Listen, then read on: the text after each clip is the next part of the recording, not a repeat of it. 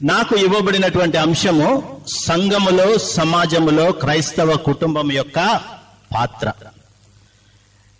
కాబట్టి ప్రియమైనటువంటి వాళ్ళరా, క్రైస్తవ కుటుంబం అంటే ఏంటి అనేది శ్యాంబాబు చాలా వివరంగా చెప్పారు.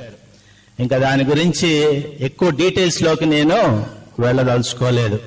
అదేవిధంగా థామస్ గారు కూడా కొన్ని విషయాలు మన ముందు ఉంచారు.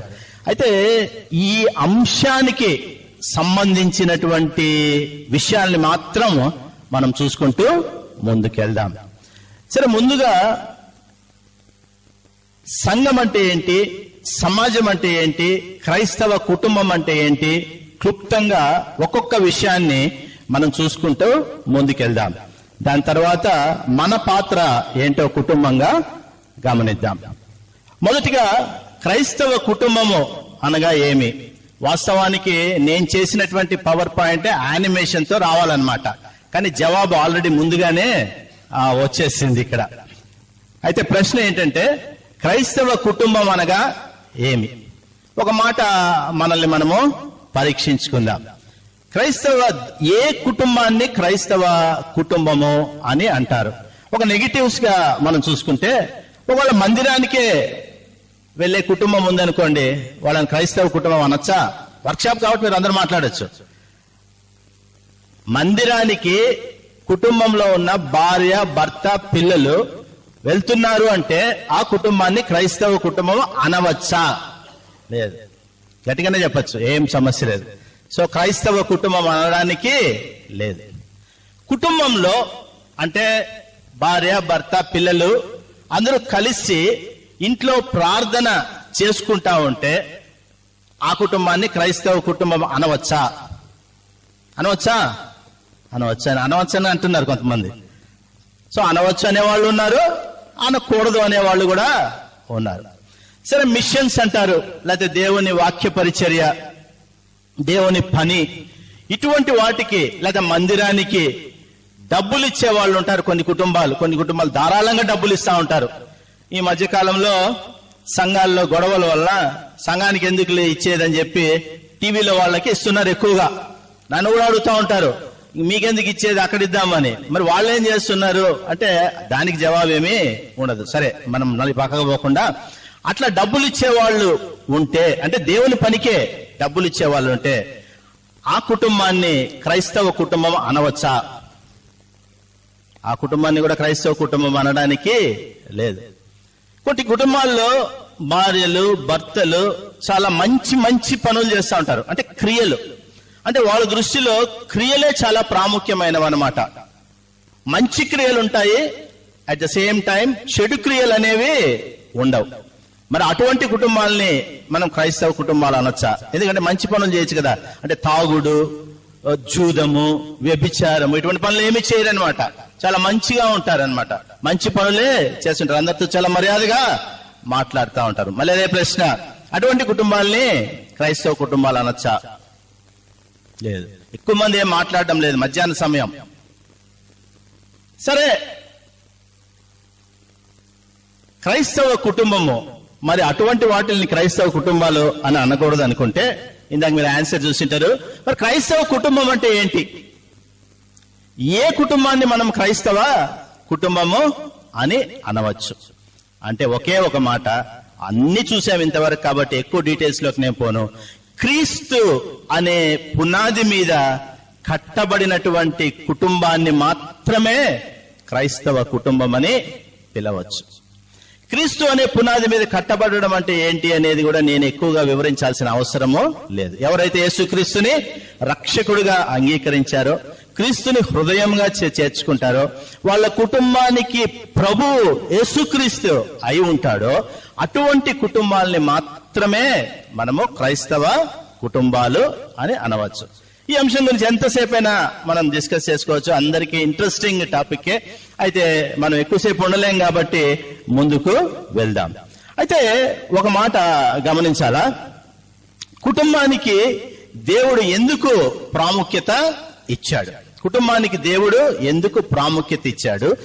దేవుడే కుటుంబానికి మళ్ళీ ఫౌండేషన్ గా, పునాదిగా ఉండాలని ఎందుకు చెప్పాడు అంటే, మనందరికి తెలిసినటువంటి ఒక వాక్య భాగాన్ని మనం చూసుకున్నట్టయితే, మత్తయి సువార్త 7వ అధ్యాయంలో 2 ఇళ్ల గురించి చెప్తున్నాడు ప్రభు. ఈ విషయం అందరికి తెలిసినటువంటి విషయమే.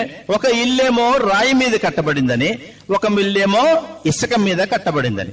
అందరికి తెలిసినటువంటి విషయము. రాయి మీద కట్టబడిన ఇల్లు, మన అక్కడ వాక్యం కూడా నేను పెట్టాను, వాన కురిసెను, వరదలు వచ్చెను, గాలి విసిరి ఆ ఇంటి మీద కొట్టాను గాని దాని పునాది బండ మీద వేయబడను కాబట్టి అది పడలేదు. సో క్రీస్తు అనే పునాది మీద కుటుంబము కట్టబడితే కుటుంబము పడిపోదు, కుటుంబంలో సమస్యలు ఉండవు, కుటుంబం విచ్ఛిన్నమయ్యే పరిస్థితి లేదు. అయితే చాలాసార్లు క్రీస్తు అనే కుటుంబం మీద కట్టుకుంటాం గాని ఆ మధ్యలో ఆ క్రీస్తుని పక్కన పెడుతూ ఉంటాం కాబట్టి ఈ సమస్యలు వస్తూ ఉంటాయి.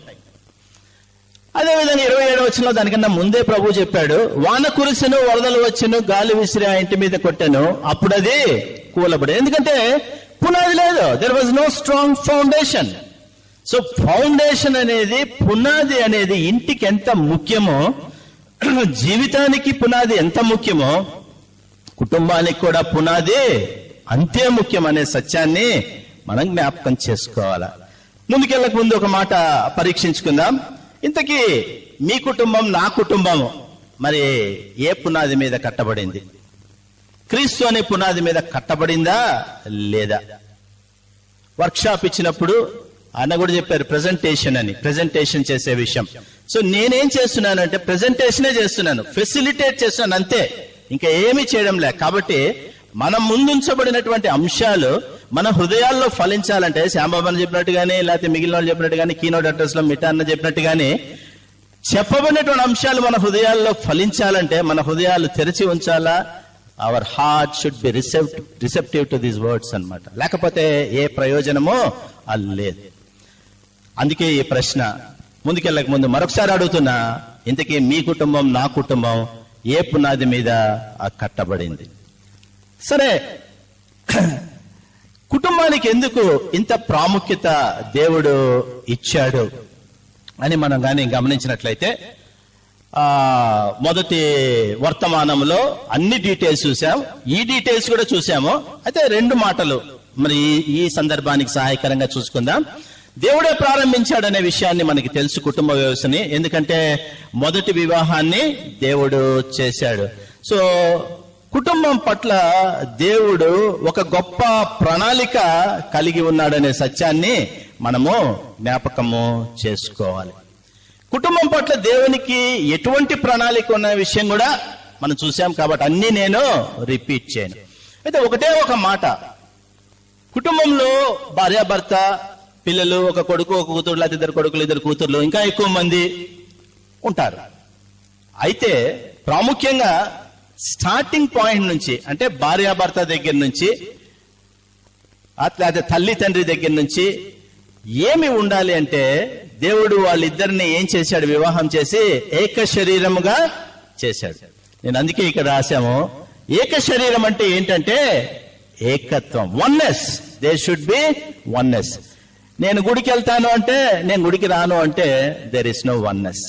భర్త టైంకి వస్తాడు, భార్య టైంకి రాదు, నో వన్నెస్. సో ఏకత్వం అనేది దేవుని ప్రణాళికలో ముఖ్య ఉద్దేశం అనేది మనము జ్ఞాపకము చేసుకోవాలి. కాబట్టి ప్రియమైనటువంటి వాళ్ళరా, ముందుకెళ్ళక ముందు దేవుడు కుటుంబ వ్యవస్థను ప్రారంభించాడు. మన వివాహాన్ని, ఒకవేళ మన వివాహం జరిగినప్పుడు మనము క్రీస్తుని అంగీకరించి ఉండొచ్చు, ఉండకపోవచ్చు. ఎందుకంత స్పష్టంగా నేను అంత ధైర్యంగా చెప్తున్నానంటే, మా ఇద్దరికి వివాహం అయినప్పుడు మేమిద్దరము క్రీస్తుని ఎరిగినటువంటి వాళ్ళము కాదు.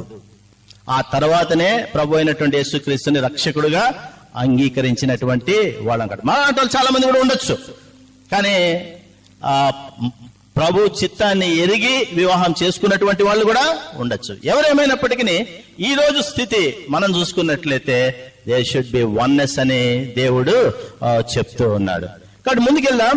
కుటుంబ వ్యవస్థను దేవుడు ప్రారంభించినట్టుగా ఆ ఏకత్వాన్ని దేవుడు మనలో ఉండాలని కోరుకుంటున్నాడు. పరిశుద్ధ గ్రంథం అంతా కూడా పరీక్షిస్తే ఇంతకుముందు మనం విన్న వాక్య పరిచయం చేసిన వాళ్ళ మాటలు కూడా విన్నట్లయితే కంక్లూజింగ్ గా ఈ 3 పాయింట్లు నేను మీకు చూపించి ముందుకెళ్లాలని ఆశపడుతున్నా. దేవుడికి కుటుంబం పట్ల ఉన్న ప్రణాళిక 3 ప్రాముఖ్యమైనటువంటివి. బహుశా దాన్ని బట్టే నాకు ఈ టాపిక్ ఇచ్చి ఉంటారని నేను అనుకుంటా ఉన్నా. మొదటి విషయం, దేవునిని మహిమపరచడం. సో కొరింథీ పత్రికలో మనందరికి తెలిసినటువంటి విషయం, అవునా? నువ్వు తిన్నా దేవుణ్ణి మహిమపరచాలా, తాగినా దేవుని, అంటే ఏ పని చేసినప్పటికీ, కుటుంబంలో ఇంటిలో నుంచి నువ్వు అడుగు బయటికి వేసినప్పటికీ, లేకపోతే అడుగు లోపల వేసినప్పటికీ, ఇంట్లో నిన్ను చూడ్డానికి ఎవరు వచ్చినప్పటికీ, నువ్వు చూడ్డానికి ఎవరిని చూడ్డానికి వెళ్ళినప్పటికీ, అంటే ప్రతి విషయంలో కూడా ఎవరిని మహిమపరచాలా? దేవుని. That is God's purpose in family అన్నమాట. రెండవది, సంఘమునకు క్షేమాభివృద్ధి కలుగజేయాలి. మన టాపిక్ కూడా అదే అన్నమాట. సో కుటుంబము, నువ్వు if you're attending an assembly or if you're attending a church, ఏం ప్రయోజనం? ఎంతసేపు మనం ఏమంటా ఉంటాం, మా సేవకుడు మాకేం చేయలేదు, మా ఎల్డర్స్ మాకేమీ అది చేయలేదు అంటున్నా. నువ్వు how far are you useful to the church? నువ్వు ఎంత మటుకు సంఘానికి ప్రయోజనకరంగా ఉన్నావు, ఎంత మటుకు నీ పక్కన కూర్చునే వాళ్ళు, అంటే ఒక విశ్వాసిగా, నువ్వు విశ్వాసి అయింటే, విశ్వాసిగా నీ పక్కన కూర్చున్న వాళ్ళకి, లేదా పక్కన కూర్చున్న కుటుంబాలకి, వాళ్ళ క్షేమాభివృద్ధికి నువ్వు ఎంత మటుకు తోడుగా ఉన్నావు అనేది మనము పరీక్షించుకోవాలి. అది దేవుని యొక్క ప్రణాళిక. మూడవదిగా, సమాజంలో మన బాధ్యత ఏంటంటే క్రైస్తవ విలువలను మనము చాటి చెప్పాలి. అంతేకాదు, క్రైస్తవ విలువలు సమాజంలో ఉన్నటువంటి వాళ్ళు, ప్రాముఖ్యంగా మన దేశంలో, మన రాష్ట్రంలో, మనముండే ఊర్లలో, మన చుట్టుపక్కల ఉండే వాళ్ళంతా ఎవరు? అన్నిలే. Most people are gentiles. క్రీస్తుని ఎరుగినటువంటి వాళ్ళు, లేకపోతే క్రీస్తుని తృణీకరించినటువంటి వాళ్ళు. సో వాళ్ళకి క్రీస్తు యొక్క విలువలు తెలియదు. క్రీస్తు యొక్క విలువలు అంటే ఏంటంటే ఏదో స్కూల్ స్టార్ట్ చేయడమో, లేదా కాలేజీలు స్టార్ట్ చేయడమో, ఇటువంటివే, హాస్పిటల్స్, ఇవే అనుకుంటుంటారు. ప్రాముఖ్యమైనటువంటి అంశాలు సమాజంలో వారు తెలుసుకొని, ఆ సమాజంలో వారు అనుసరించేటట్లు చేయడమే క్రైస్తవ కుటుంబం యొక్క 3వ ఉద్దేశం. అదే దేవుని యొక్క ఆ ప్రణాళిక. కాబట్టి ఈ 3 మనం జ్ఞాపకం చేసుకొని, శ్యామాబన్న చెప్పిన ఒక మాట చూసుకొని ముందుకెళ్దాం. దేవుని ఉద్దేశాన్ని మనం గమనించినట్లయితే ఆదికాండ 1వ అధ్యాయం 28వ వచనంలో ఈ మాట రాయబడి ఉంది. మనకు సమయం లేదు, చదవాల్సిన అవసరం లేదు. అయితే నేను ఒక్కటే యాడ్ చేశాను దానికి. ఈ వచనాన్ని, 28వ వచనాన్ని హబక్కు గ్రంథం 2వ అధ్యాయం 14వ వచనంతో పోల్చి చూసుకుంటే దేవునికి క్రైస్తవ కుటుంబము పట్ల ఉన్న ప్రణాళిక చాలా స్పష్టంగా మనకి అర్థమవుతుంది. హబక్కు గ్రంథం 2వ అధ్యాయం 14వ వచనంలో ఏముందంటే, ఏలయనగా సముద్రము జలములతో నిండి ఉన్నట్లు భూమి యెహోవా మహాత్మ్యమును గూర్చిన జ్ఞానముతో నిండి ఉన్నది. అంటే ఒకే మాట, ఎక్కువ విషయాలు అవసరం లేదు. దేంతో మనుషులు నింపబడాలని దేవుడు కోరుకుంటున్నాడంటే యెహోవా మహాత్మ్యముతో నింపబడి ఉండాలి. లేకపోతే దేవుని గూర్చిన జ్ఞానము కలిగిన వారితో నింపబడి ఉండాలి. అంటే దాని అర్థం ఏంటి? దేవుణ్ణి మహిమపరిచే వారితో భూమి నిండి ఉండాలి, దేవుని ఎరిగిన వారితో భూమి నిండి ఉండాలి.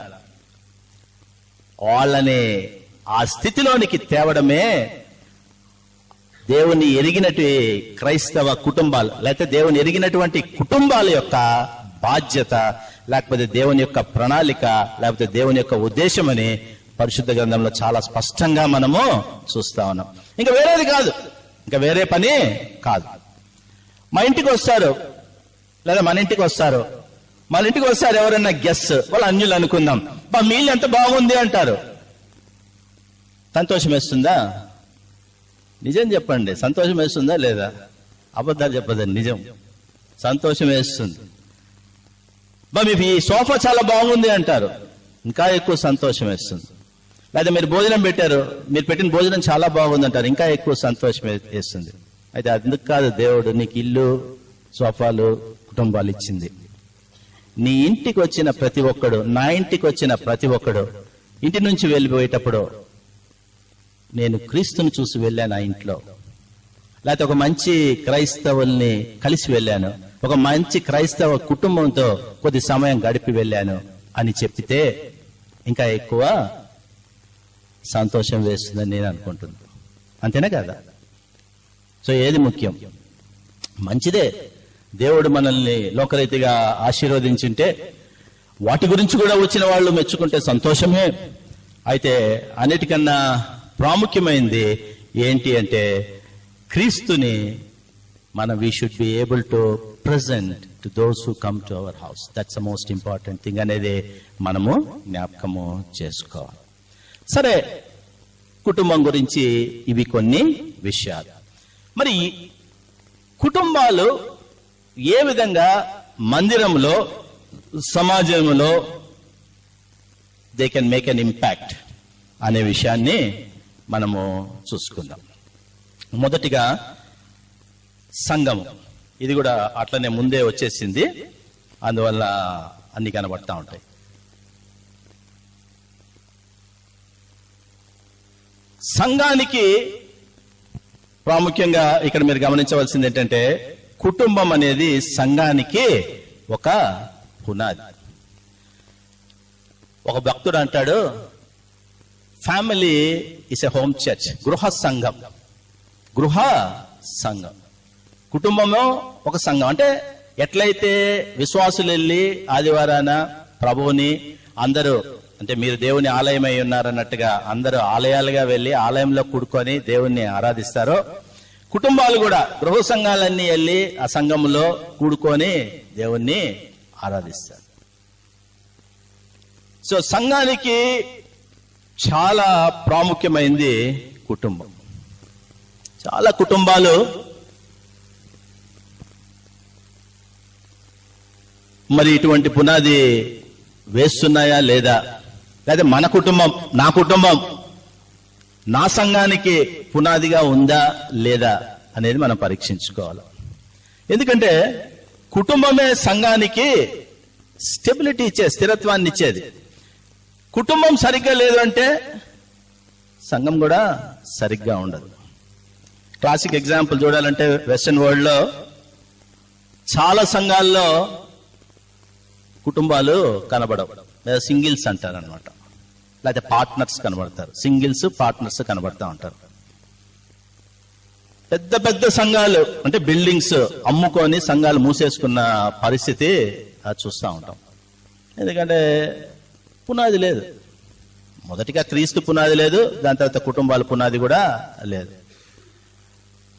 నేను నా భార్య ఒకసారి ఒక అమెరికాలో ఒక చోటకి వెళ్ళినప్పుడు, సంఘానికి వెళ్ళినప్పుడు ఇంట్రడ్యూస్ చేసినప్పుడు వెల్కమ్ అని చెప్తూ మీ అని అడుగుతానంటే ఎవరు ఆమె అన్నట్టు. మీ భార్య అని అడగడానికి వాళ్ళకి భయంగా ఉందన్నమాట. ఎందుకంటే వాళ్ళు భార్యాభర్తలు ఉంటారు అనమాట, ఎవరో పార్ట్నర్స్ గానో ఫ్రెండ్స్ గానో వస్తూ ఉంటారు. ఒకవేళ నువ్వు నీ భార్య అని అడిగితే వాళ్ళ కోపం అనమాట. పరిస్థితి అది. కుటుంబంలో ఇటువంటి పరిస్థితి ఉంటే సంఘంలో వాళ్ళు what role they can play. చాలా కుటుంబాల్లో మనం చూస్తా ఉన్నాం, ఇక్కడ కూడా ఈవెన్ ఇంక్లూడింగ్ మా చర్చిలో కూడా సంఘంలో అన్ని కార్యక్రమాలకి చాలా యాక్టివ్గా ఉంటారు. ఏంటి, అన్ని కార్యక్రమాల్లో చాలా యాక్టివ్గా ఉంటారు. ఏంటి ఆ కార్యక్రమాలు అంటే ప్రార్థన కూడిక, ఒక గంట సేపు ప్రార్థన చేస్తారు. మరి ఇంట్లో ఈరోజు ఉదయకాలంలో నువ్వు దేవుని సన్నిధిలో ఎంతసేపు గడిపావంటే జవాబే లేదు. అంటే అందరికీ కనబడేటప్పుడు మాత్రం ఎక్కువసేపు. ఒకరోజు ఒక డిస్కషన్ పెట్టాం, ఈ సంవత్సరంలో దేవుడు నీతో ఏం మాట్లాడాడో. ఏ రోజైనా 360 రోజుల్లో నువ్వు వాక్యం ధ్యానిస్తా ఉంటావు కదా ఇంట్లో, దేవుడు నీతో ఏం మాట్లాడాడో 1 నిమిషం లేదా 2 నిమిషాలు పంచుకో అంటే పంచుకోవడానికి ముందుకే రాలేదు. ఎందుకు? దేవుడు మాట్లాడలేదా, మనం వినలేదా? రెండు. వాక్యాన్ని ధ్యానిస్తే కదా ఇంట్లో. బైబిల్ మందిరంలో మాత్రం గంటలు గంటలు ప్రసంగాలు, అందరికీ వాక్యాలు, అందరికీ హితబోధలు. పరిస్థితి కుటుంబాల్లో అలా ఉందని చెప్పడానికి చాలా బాధాకరంగా ఉంది.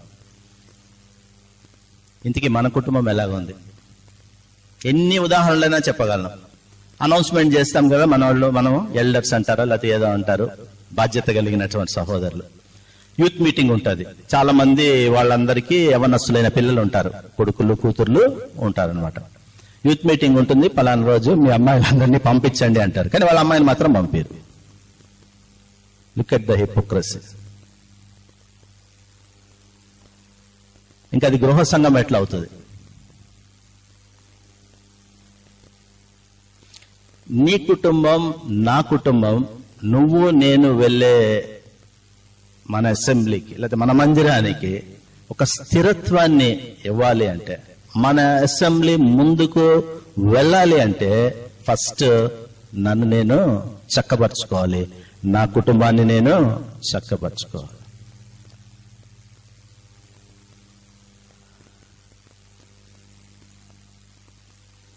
ఒక చోట ఒకలాగా ఇంకో చోట ఒకలాగా జీవించడం మాత్రము కాదు. సరే, మనకి ఇంకొక విషయాన్ని మాత్రం చూసుకొని క్లుప్తంగా ముగించుకుందాం, సమయం అయిపోతా ఉంది.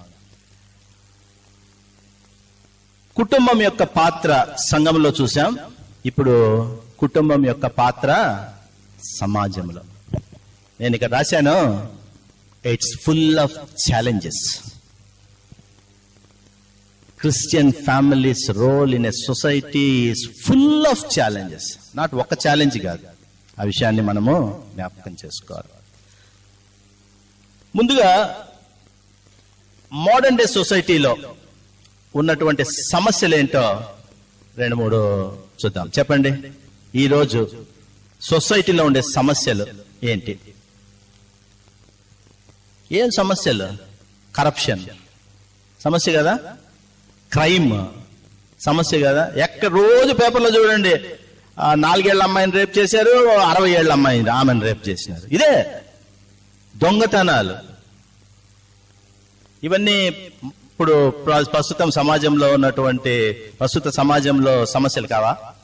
యవనస్తుల్లో డ్రగ్స్, ఫ్యాషన్,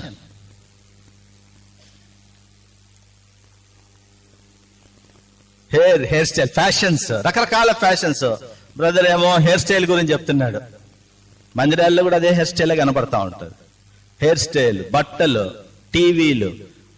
నిన్న మేము ట్రైన్లో వస్తా ఉంటే మా పక్కన ఒకరు కూర్చున్నారు, మేము ఎక్కినప్పటి నుంచి దిగేంత వరకు వాళ్ళు ఫోన్ ఏదో ఏం చూస్తున్నారో తెలియదు, ఏదో చూస్తా ఉందో చెవులో ఉంది. 6 hours. Cannot imagine. అసలు ఎలా చూడగలరు అంతసేపు అని? ఏదైనా కానీ సినిమా అయినా కూడా, అందుకే ఇప్పుడు 2 గంటల సినిమాలో చేస్తున్నారంట, కానీ వాళ్ళు 6 గంటలు చూసినారు, 5.5 గంట, 5.5 hours. ప్రేమైనటువంటి వాళ్ళరా, ఇవి కామన్ గా సొసైటీలో ఉన్నటువంటి సమస్య. ఇంకొక ప్రశ్న అడుగుతాను, క్రైస్తవ కుటుంబాల్లో ఉన్నటువంటి సమస్యలు ఏంటి చెప్పాలా? లేకపోతే మనం ఏం నేర్చుకోలేము, మనం సర్దుకోవాలి కదా, లేకపోతే వేరే వాళ్ళకి మనం ఏదైనా చెప్పాలి కదా. క్రైస్తవ కుటుంబాల్లో ఏం సమస్యలు?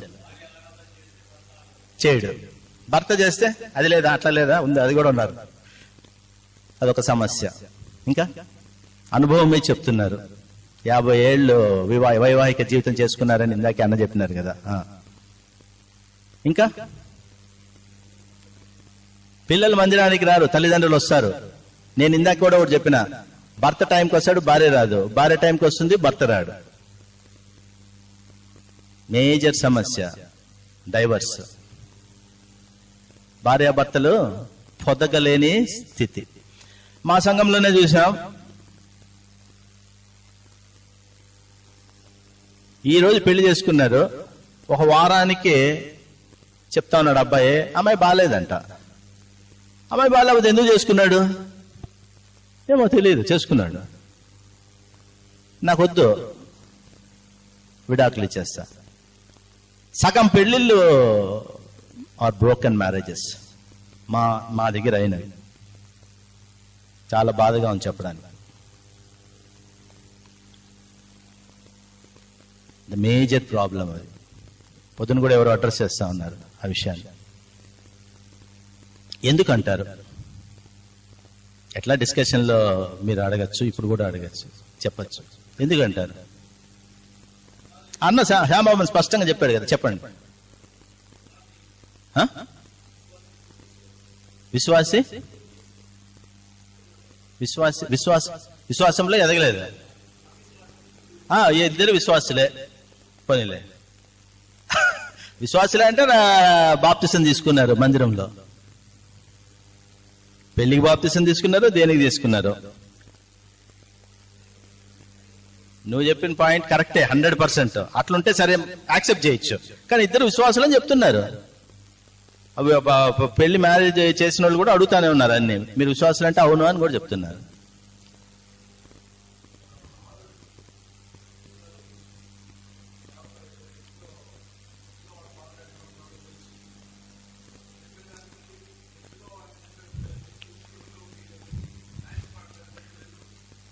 నాకు తెలియదు ఎంతమందికి వినబడిందో.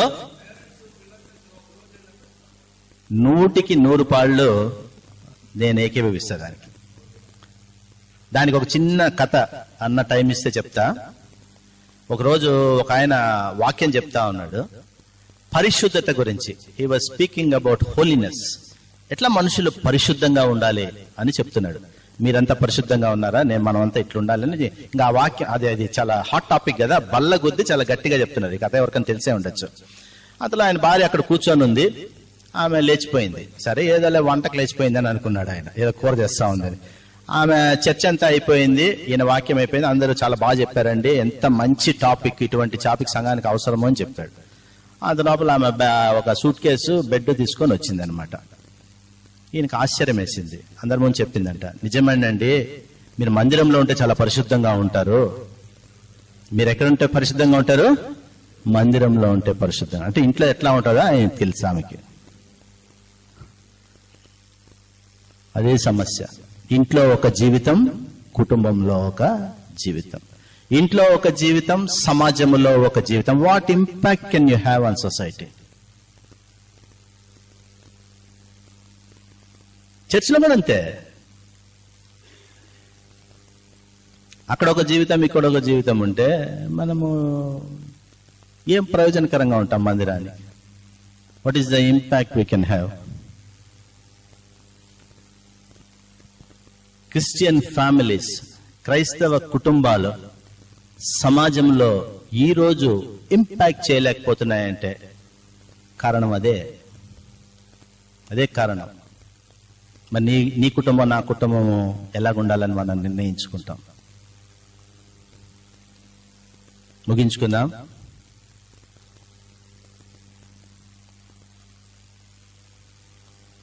ప్రభువు మన ముందు ఉంచినటువంటి మాటలు ఆర్గనైజర్స్ ద్వారా కావచ్చు, ఇంకొకరి ద్వారా కావచ్చు, ఒకటే మాట అంటున్నాడు. సమాజంలో కుటుంబాలుగా నీవు ఒక ప్రాధాన్యత దేవుడు నీకు ఇచ్చింటుండగా ఆ క్రీస్తు విలువలు మనం మొదట్లోనే చూసుకున్నాం ప్రణాళిక గురించి. ఆ క్రీస్తు విలువలని ప్రకటించాలి అంటే ప్రకటించడానికి కావలసిన సాక్ష్యము కలిగి ఉండాలి. కాలేజీలో ఒక పేరు, కాలేజీలో ఒకటే సర్టిఫికెట్, ఇంకొకటి ఏం చెప్తాడు? ఏం చెప్తారు? నేను ఉద్యోగంలో చేరినప్పుడు నాకే క్రైస్తవ సాక్ష్యం ఏం లేదు. క్రైస్తవుడు, పేరే ఫిలిప్. ఇక్కడ ఎవరో క్రిస్టియన్ ఉన్నా అంటే అప్పుడు నాకు పెళ్లి కాలేదు, అందుకని మీకు ఎవరో క్రిస్టియన్ ఉన్నాడు కదా అంటే అదే నన్నే చూపించేవాళ్ళు. కానీ క్రైస్తవ విశ్వాసులని చెప్పుకునే వాళ్ళు కూడా ఉన్నారు, వాళ్ళని ఎవరిని చూపించేవాళ్ళు కాదు.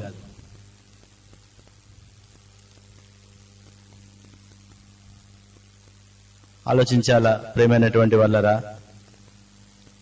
చుట్టుపక్కల ఎక్కడైనా ఉండొచ్చు, మన మార్కెట్ ప్లేస్, ప్రయాణం చేసే స్థలం, వర్క్ ప్లేస్, నైబర్హుడ్, సమాజం అంటే మరి అదే అనమాట. అటువంటి స్థలాలన్నిట్లో కూడా మన ప్రాముఖ్యత ఉండాలని ప్రభువు కోరుకుంటా ఉన్నాడు. ఈ 2 సేయింగ్స్ నన్ను చాలా ఇంపాక్ట్ చేశాయి. నేను తెలుసుకున్నటువంటి విషయము, అందుకే జస్ట్ క్లుప్తంగా మీ ముందు చెప్పాలనుకుంటున్నాను. కానీ మీరు మళ్ళీ కూడా చూసుకోవచ్చు. Family is the first essential cell of human society. ఓ విషయము మీ అందరికి తెలిసే ఉంటది. నీవు నేను పుట్టక ముందు పుట్టుక ప్రారంభము అందరూ ఒక సింగిల్ సెల్ నుంచే వచ్చారు. డాక్టర్లకు అందరికి తెలుసు, సింగిల్ సెల్. ఈ రోజు ఎన్ని సెల్స్ ఉన్నాయి బాడీలో? Billions of cells. ఎక్కడి నుంచి వచ్చాయి? ఒక్క సెల్ నుంచే. ఒక్క క్రైస్తవ కుటుంబంలో అంత ఇంపాక్ట్ చేయగలరు. అందుకే ఆ భక్తుడు అన్నాడు, family is the first essential cell of human society. అట్లా అంటాడు, family is a building block for a strong society. ఈరోజు సొసైటీస్ ఆర్ నాట్ స్ట్రాంగ్. అంటే in world's perspective they are strong, అంతే కదా. ఎందుకంటే వాళ్ళకి మంచి ఆర్మీ ఉంది, లేకపోతే ఫైనాన్షియల్ గా, ఎకనామికల్ గా, ఇప్పుడు అమెరికా దేశమో లేకపోతే ఇంకొక Japan, they very strong financial గా. కాబట్టి చాలా గొప్ప దేశాలని అనుకోవచ్చు. But what is the use? దేవుని దృష్టిలో గొప్ప దేశాల, గొప్ప సమాజాలు కలిగి ఉన్నాయా? పరీక్షించుకుందాం. దేవుడు మరి క్రైస్తవ కుటుంబంగా, అవునా, సంఘంలో, సమాజంలో మన పాత్ర గురించి ఏమై ఉండాలా అని మనల్ని ఆలోచించుకోవడానికి, మనం ఆలోచించుకోవడానికి ఈ అవకాశాన్ని దేవుడు ఇచ్చాడు. సో ఆలోచించుకొని మనము ముందుకు వెళ్దాం. దేవుడు నాకు ఇచ్చిన అవకాశాన్ని బట్టి దేవునికి స్తోత్రాలు. మరి దేవుడు పలికినటువంటి ఈ మాటలు మనందరి హృదయాల్లో ప్రభువు ఫలింపజేయును గాక.